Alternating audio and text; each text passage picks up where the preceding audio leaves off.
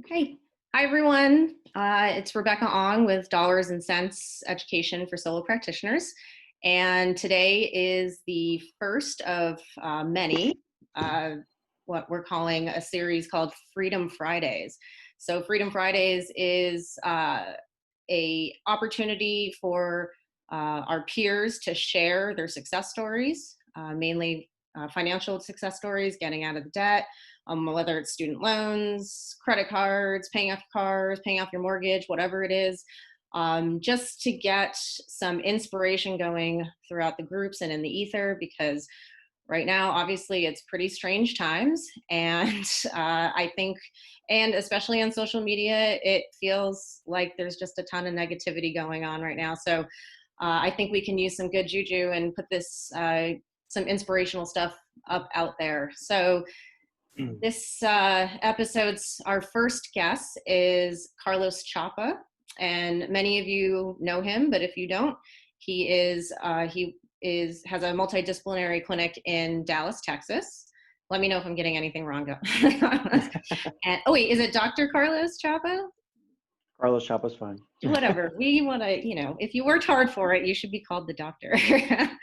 And so he's been kicking some serious butt at his clinic in Dallas, and but he has a really unusual, I guess, story, really fascinating story uh, in terms of paying down debt and just kind of his entire journey to get to where he has gotten to now. So thank you so much, Carlos, for coming on.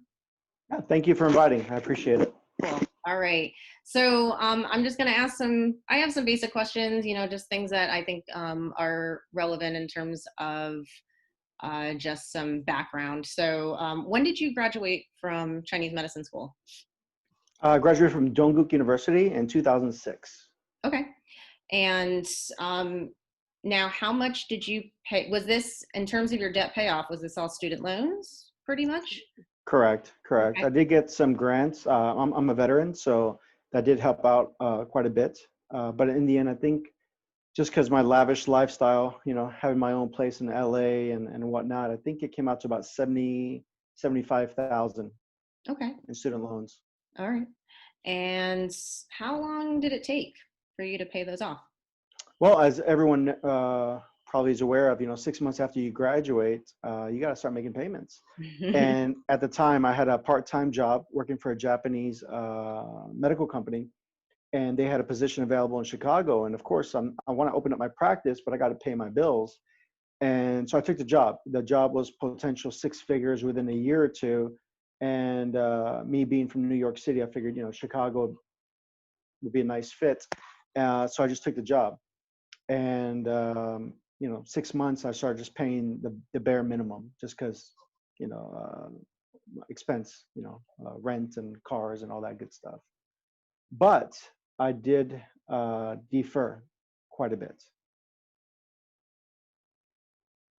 How long did you defer for?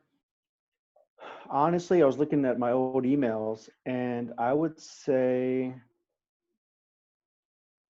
5, 6 years. 5 years, 6 years of deferring, because during the whole, I think 3 years later, I was affected. I got laid off, and that's when I made minimum payments in the beginning, and then I just deferred as much as I could. Mm-hmm. All of it. Yeah. Yeah, I think Yeah. a lot of us can relate to that. You kind of kick the can down the road for as long as you possibly can. Because when you're first starting out, it's a lot of expenses, and it's a little overwhelming. And especially graduating from Chinese medicine school, maybe we just don't really know what the heck we're doing in terms of getting into practice, all that stuff. So that's a very similar story. Okay. Now, when did you decide to, when did you decide to start paying off your loans? When did you have enough in you? Well, like I said, I graduated when I was 30 years old, young. And even though I went and started working right away, it was just a big burden, always there, that I knew that I had to pay off this loan. And of course, the more I deferred, I'm just putting things off. At the same time, shortly after I got laid off, furloughed, whatever they call it nowadays, I also went through a divorce. And, not that I like to share too much personal, but got a divorce, and I just ran out of money. And eventually, I think within the year, I even got my car repossessed. So I had to drive around with a little Vespa, which, it's fun, but it's not when you have to. And I even had foreclosure in my house. And that was when I just sat down because I just felt like I was in a crossroads. Should I continue this path of medicine with my own practice? And I just, at that same exact time, I was just opening up my clinic, or do I go back being a nurse or paramedic or something? And I just decided.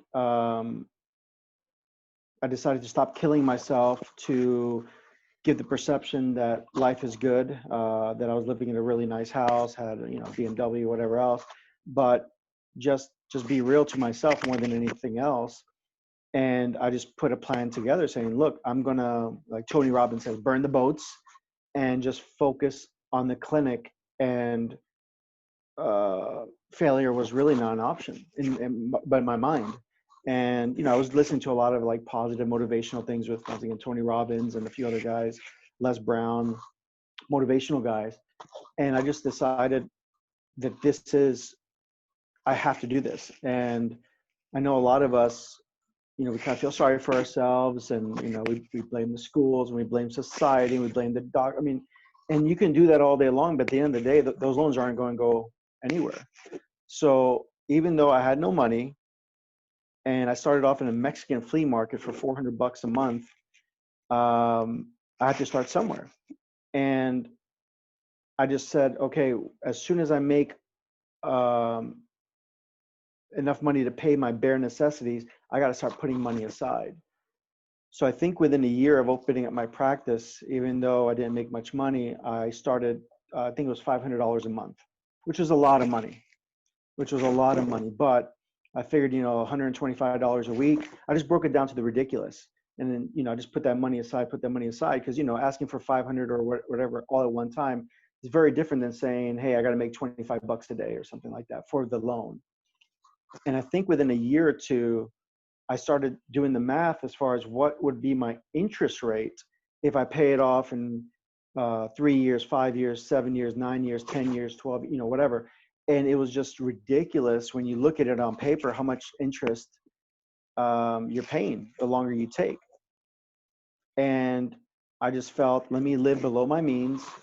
Let me, keep it simple, more home cooked foods, just really watch my pennies. And I think within 2 years, I started paying $1,000 a month, which once again, it's a lot of money. It's $250 a week. But then again, you break it down to the ridiculous. I was like, how much is that a day? I'm like, I can do that. And there's a lot of months that I made no money, that I was in the negative actually. And I don't recommend that for anybody, but I just did not want to just give that money to interest.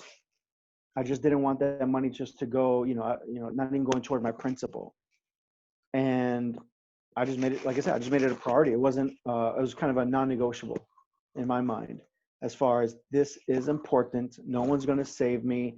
It doesn't matter who's the president or who I vote or, I have to do this. And yes, it, when I have a little bit of money in the bank, it was so tempting to go buy something for myself and, go on vacations and whatnot. But I just said, no, that's not a priority right now. I'll go on vacations. And if anyone's followed me in the last few years, any of my friends, they know that I like to travel a lot, but I'm making up for lost time. I But was about to say, every time I see you on Facebook, you're in like a different city at a different restaurant. I'm like, what's well, Carlos in his you office? know, I work hard and I rest and I eat good, But once again, during that time, everybody likes to see, the what's that picture, the diagram of success and money and fame, but no one sees what's under the water. How long it took, and the failures and the troubles and everything else. I mean, it's a heck of a journey. And I share my story not because I feel, not to feel sorry for myself or whatever, just to I'm sure that people don't really know me, for example, and they come into my clinics and they're like, "Oh, must be nice, driving, nice car, nice clinic, nice house." It's like, yeah, but you have no idea what I've been through, and I think all of us do that. But I'm sharing this just so people know, like, there was no silver spoon, and I think most of us can relate to this story. Most of us don't have, no student debt or whatnot. And most of us, have that stress. I mean, I give talks to students throughout the year, and the number one thing is, like, for the senior students, is they're already stressing about the loans. They're already stressing about, oh, I've heard that half the profession fails, and I heard that you can't make any money. And this is like, they're about to graduate and they're already in their mindset, it's in the negative. And it's like, how are you going to start that way? And the patients, I think, will feel that too. So it's tough. It's tough. But what I say is, you know, to students and other practitioners, see what other people have done, because what's that, success leaves clues kind of thing. And it's not, every situation is different, but if you see what other people did and try it out yourself, I mean, you can be amazed of what you can learn by other people's mistakes, than doing your own. That's awesome. Um, I really like, yeah, I forgot also, you are a nurse, and you're a paramedic at one point. So, there could have been some temptation too to just, kind of go back to nursing, go back to these other, I guess, more guaranteed, Yep. income type jobs, but you decided to dig in and do it. Because obviously you're not doing those anymore, so because for a reason, and um, you have this calling to do what you're doing now, and you made it happen.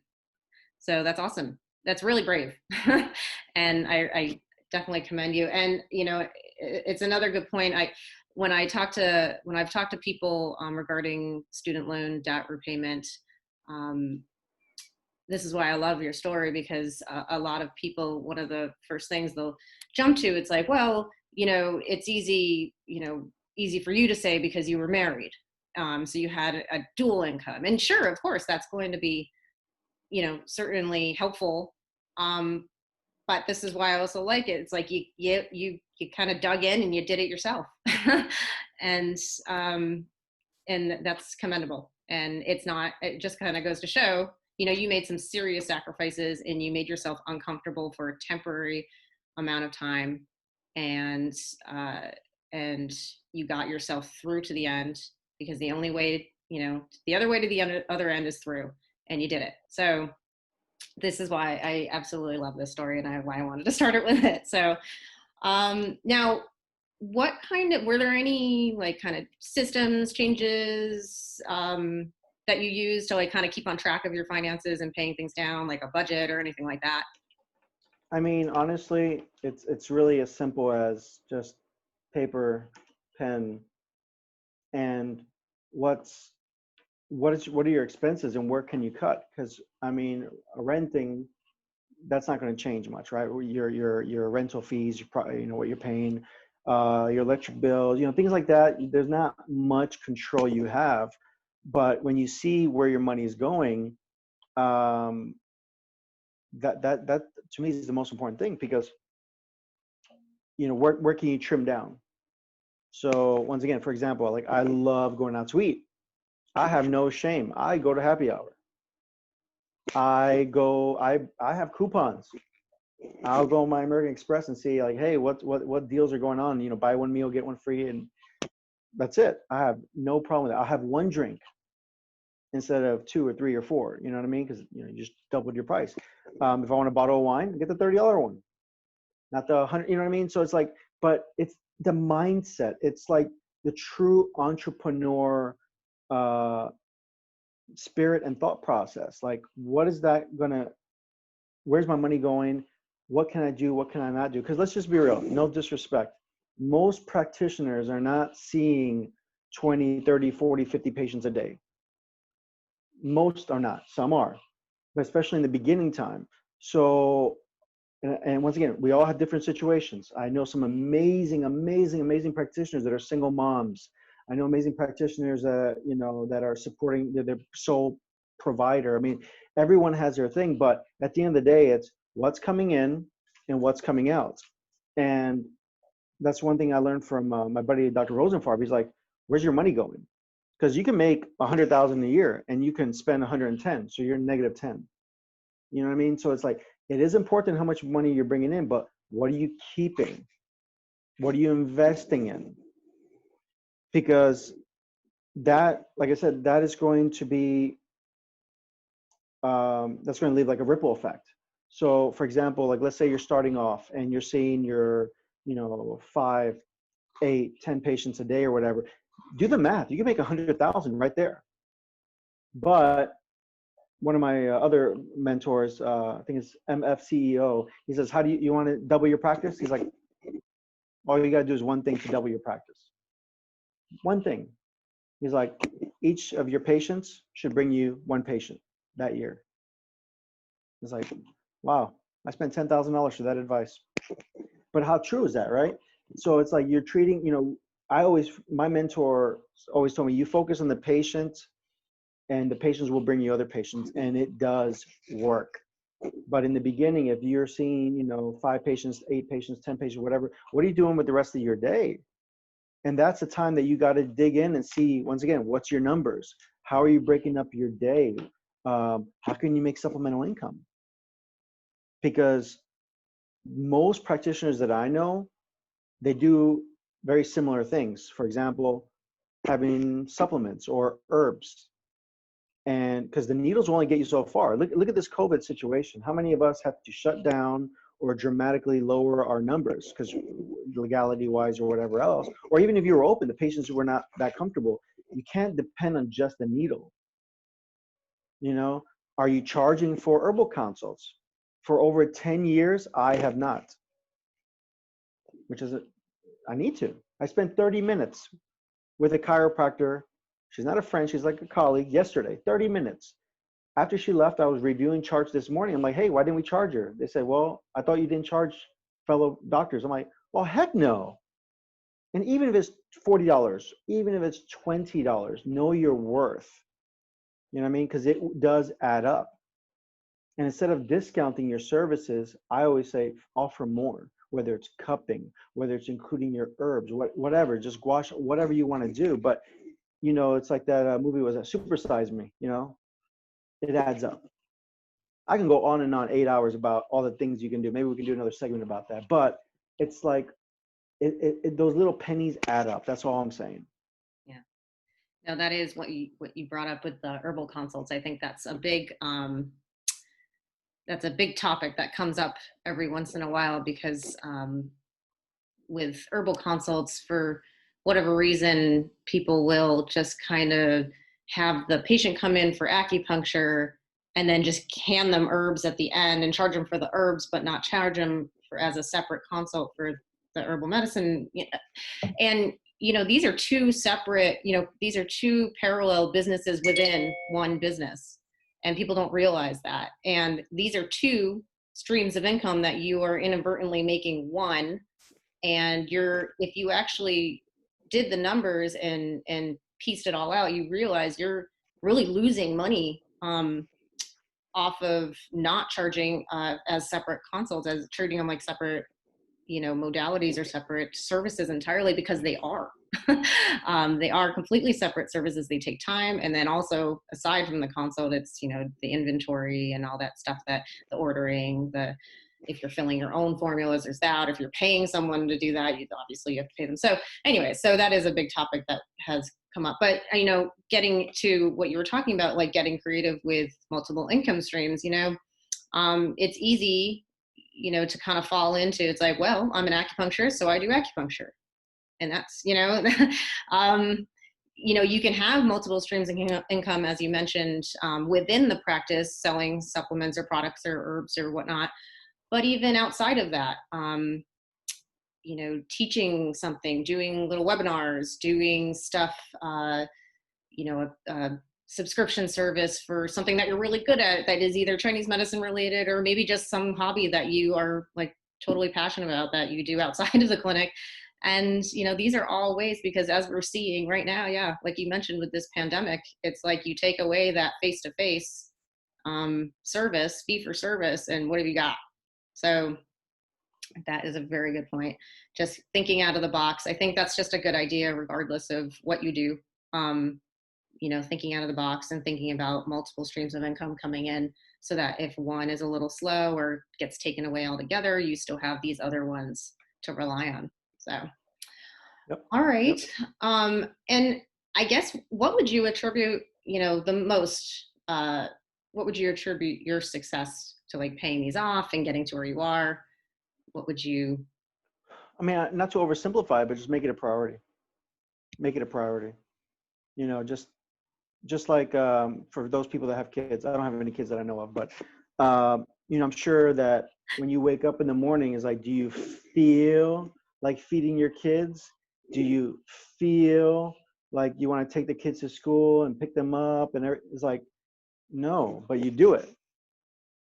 Like those people that go to the gym. I don't go to the gym, but people that go to the gym is like, do you feel like going to the gym? And I ask the people that go to the gym, I'm like, what's the hardest part? You know the answer. It's going to the gym.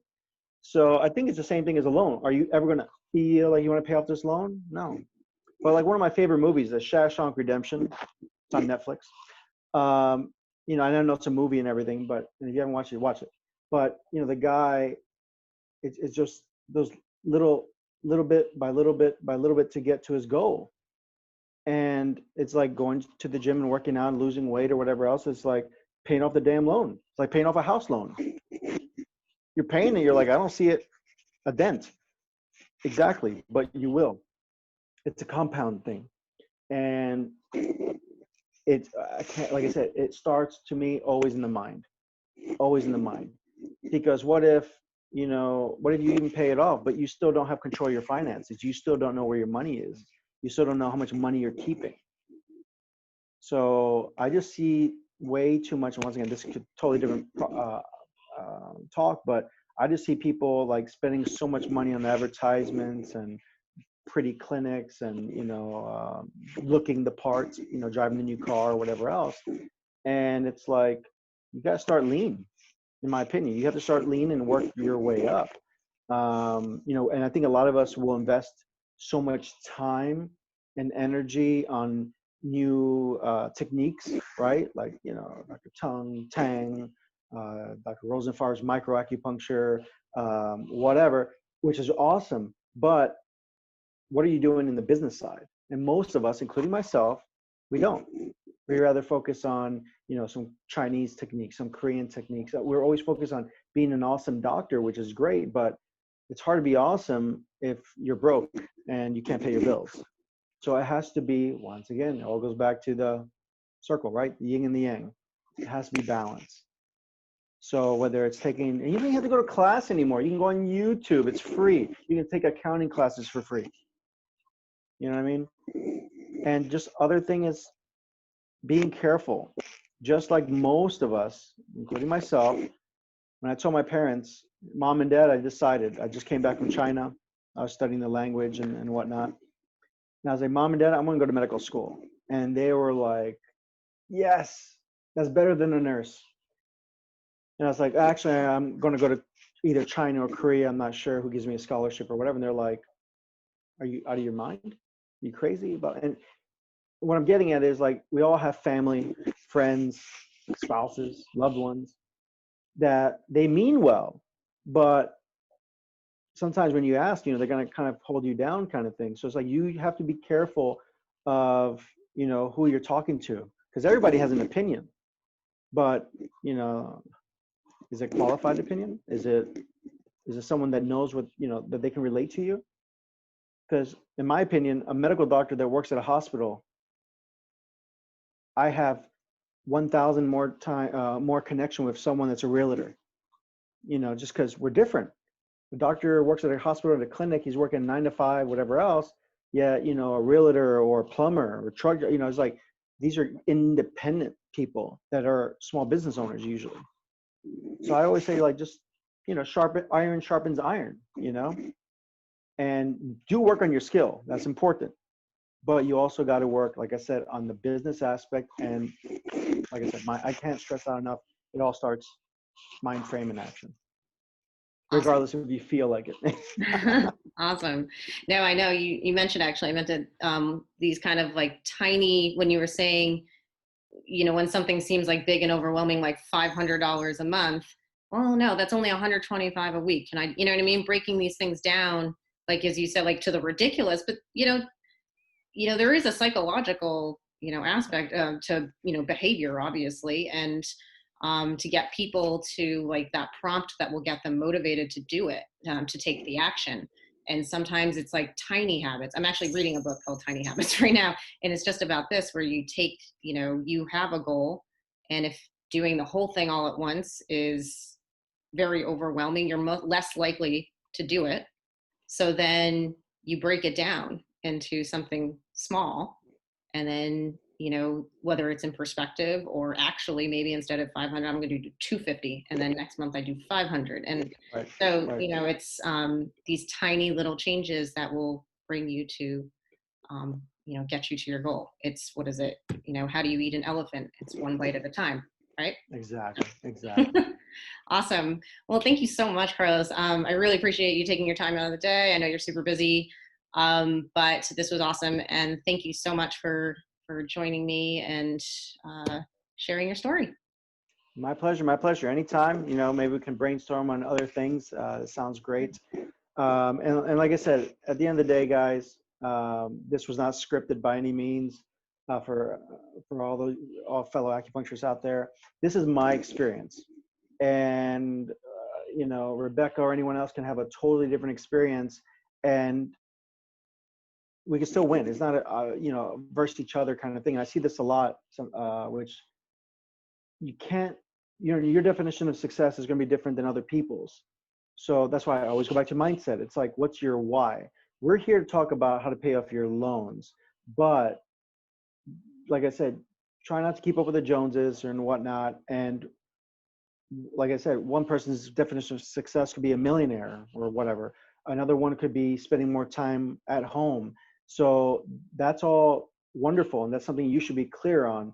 But once again, at the end of the day, we're talking about the loan aspect, and don't be afraid to ask. Facebook, it's been wonderful. I've met many amazing people, including you. I think we took a few classes together, actually. We did. And it's been amazing, amazing, amazing. But there are some people that kind of, they mean well, but they kind of drag you down, so just be aware of your surroundings. Surround yourself with people that lift you up, right? I, I mean, that's That's what I huge. do. Yeah, that's huge. People, like-minded people that have the same attitudes and goals, because it's, if you start surrounding yourself with kind of negative people, it all just comes crashing down with you. So, all right. Well, on that note, thank you so much. Awesome. Thank you. Enjoy the rest of your day, and Thank you, thank you. I'll see you on Facebook gallivanting around somewhere and eating killer sushi and There you go. whatever, and all these other things that you do. That's All all I right. do. That's actually all I do. You All treat some right. people in between. You run a clinic somewhere in there. All right. All Thanks a right. lot. Thanks, Carlos. All Take right. care. Take care. Bye.